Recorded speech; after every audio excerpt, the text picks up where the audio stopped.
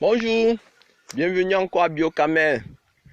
Aujourd'hui, nous allons un peu vous présenter notre champ expérimental. Ici, là, c'est le champ que nous appelons permaculture. Ça, c'est un peu le nom que nous avons donné à notre petit champ que vous allez constater, vous allez voir tout au cours de cette vidéo. Ici, nous avons là maintenant les rejets d'ananas. Ces rejets d'ananas qui seront mis dans notre champ, une parcelle de près de 500 mètres carrés de la semaine prochaine. Là, nous avons eu cette livraison hier. Bon, en entrant dans le champ, vous allez constater la première parcelle. La première parcelle, c'est la parcelle de patates. Cette parcelle de patates ici est sur une étendue de 1000 mètres carrés. Et avant cette parcelle de patates, nous allons constater une haie. La haie vive ici, elle est essentiellement constituée de pois caja. C'est ça qu'on a mis là. Voilà le pois caja. Il est essentiellement constitué de pois caja, de moringa, d'arbres fruitiers. Les arbres fruitiers, nous avons là un oranger. Quand nous allons faire tout le tour de notre exploitation, nous allons vous montrer tour à tour les arbres qui constituent notre haie. Nous allons vous montrer un peu les plantes que nous avons. Nous avons assez de plantes fruitiers, nous avons des plantes légumes, fruits, nous avons des plantes céréales et vous allez vous-même constater. Vous voyez un peu là, ça c'est le moringa. Après la parcelle de patates, nous avons là les ananas qui vont servir de séparation entre deux parcelles. Nous avons les ananas, nous avons aussi les fleurs, comme ça c'est la tagette. La tagette ici qui va nous servir, de séparation, 2, qui va nous servir d'attirer les insectes pour polliniser nos plants que nous allons vous montrer tout à l'heure. C'est toujours ici là, la haie vive, où nous allons constater toujours le pois caja, nous allons constater le moringa, nous allons constater aussi un cocotier. Ce cocotier aussi là qui va servir à ce que nous n'ayons pas des inclusions d'autres espèces, nous n'aurons pas des inclusions d'autres animaux ou de l'homme. C'est à quoi sert principalement ces haies vives. Et aussi à essayer d'éviter les érosions éoliennes. Bon, présentons un peu aussi la deuxième parcelle. La deuxième parcelle, il faut le dire, entre deux cette parcelle sont aussi séparées en plusieurs branches. Entre ces deux séparations, nous avons là le tournesol. Pourquoi nous avons séparé? Nous voulons faire une rotation culturelle. C'est pour ça que nous avons séparé. Là, nous avons là, dans cette parcelle, nous pouvons constater la tomate.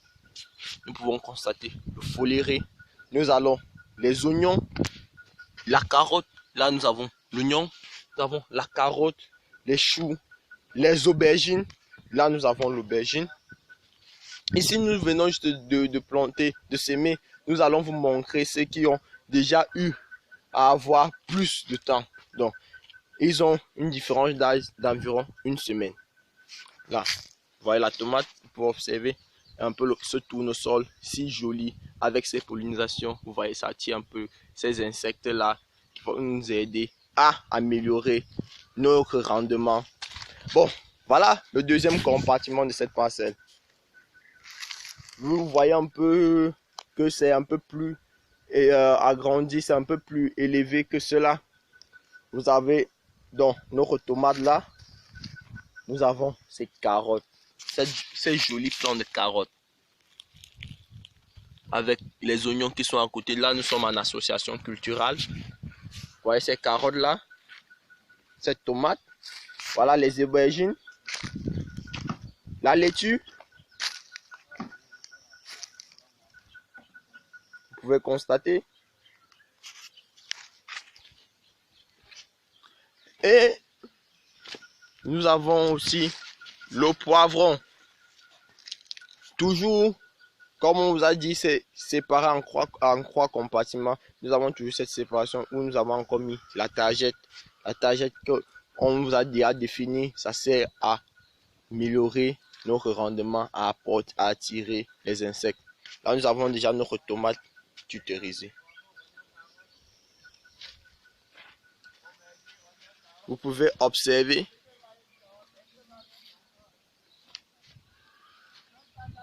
ces jolies plantes.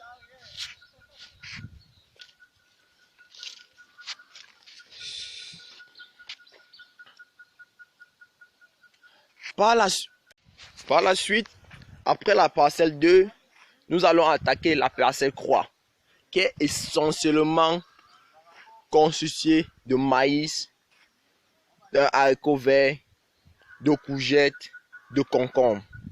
Voici notre parcelle de maïs. Il faut souligner que toutes ces plantes ont été uniquement engraissées ou fertilisées, traitées par des produits essentiellement biologiques. Vous pouvez constater que notre maïs a une couleur épatante, tout verte. Cette précédente, nous avons la fiente qui va nous apporter ces éléments nutritifs pour la plante. Avant d'arriver à notre plante de notre parcelle de maïs, nous avons là le Pénicetum, encore appelé la plante à éléphant. Le Pénicetum ici, là, nous permet 1. de séparation, 2. d'éviter les ravageurs, parce que nous avons ici en Afrique, nous avons assez de ravageurs, de rongeurs.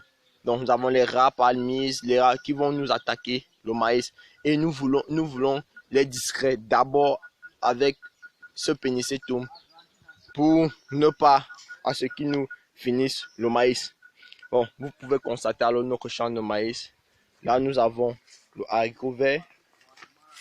Nous avons le haricot vert là, qui est déjà en train de produire.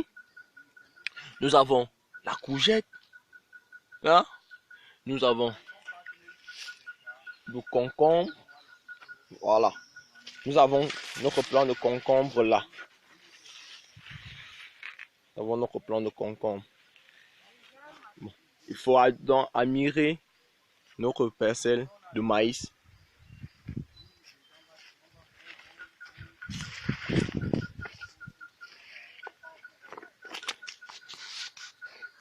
Voilà donc ces jolis concombres. Maintenant, nous allons un peu vous présenter la monticule où nous avons mis le rejet d'ananas. Cette monticule est exploitable uniquement par l'ananas. Là, nous avons cet ananas où nous avons essayé d'éviter les arbres qui vont créer de l'ombrage. Et sur cette monticule aussi, nous avons là le réseau Y, un cubiténaire qui accueille, ou un réservoir qui accueille l'eau qui nous sert pour l'arrosage de nos plants.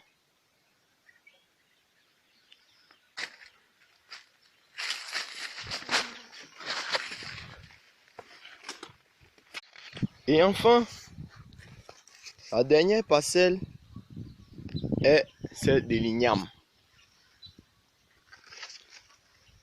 L'igname qui a un cycle de 6 mois.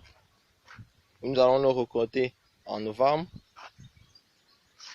Cette parcelle a plusieurs cultures, ça va l'igname, le pois caja, le melon que nous constatons là. Nous avons le bananier plantain et la papaye que nous n'avons pas encore installée. Bon, nous avons déjà eu à faire la croisson, mais nous attendons encore les semences. Vous voyez, vous pouvez constater là que l'igname est joli. Le melon. Voilà, c'est aussi sur 1000 mètres carrés cette parcelle. Nous avons le bassin d'approvisionnement d'eau. Ce bassin d'approvisionnement d'eau, de rétention et d'approvisionnement d'eau va nous servir pour arroser nos plants par le cubiténaire qui est posé là en haut et à élever nos poissons parce que nous voulons faire un système intégré. Ce système intégré où nous allons intégrer l'agriculture et l'élevage.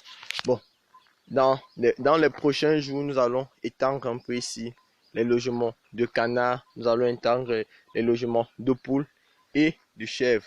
Donc un peu le petit bétail, chèvres, moutons.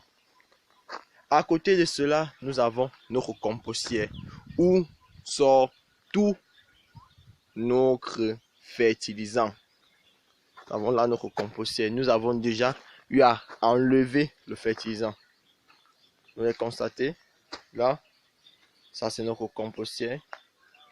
Ici, vous pouvez constater là certaines plantes, certains déchets qui sont en train de se décomposer. C'est couvert pour essayer d'améliorer la décomposition. On arrose au fur et à mesure, comme ici nous sommes dans une parcelle un peu marécageuse. Enfin, nous avons là le purin. Ça c'est notre engrais liquide, notre engrais foliaire. Il est essentiellement composé de déchets de fruits. Il est essentiellement composé de fientes de poule. Il a une décomposition de 3 mois. Après une décomposition de 3 mois, nous l'utilisons pour traiter nos plantes. Vous pouvez constater là, nos plantes sont toutes vertes. Ça, c'est le tournesol. Nos plantes sont toutes vertes à cause de notre purin, à cause de notre compostière, donc notre compost. Bon, là, nous avons le petit canal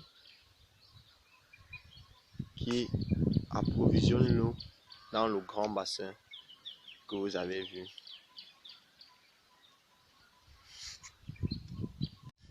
Bon, merci à tous, car Biokamer vous remercie pour tout votre soutien et n'oubliez pas de mettre votre j'aime à notre page.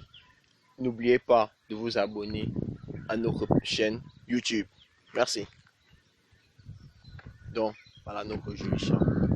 Merci beaucoup de nous avoir entendus.